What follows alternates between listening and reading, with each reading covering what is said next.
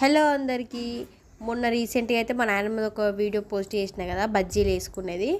So ఈరోజు అయితే మా నాయనమ్మ టైం అయితే 12 అవుతుంది. చూడండి ఎండలో కూర్చొని ఏం చేసింది అంటే అవేంటివో ఒలుస్తుంది అనమాట. కానీ ఇవి చాలా బాగుంటాయి, టేస్ట్ అయితే బాగుంటాయి.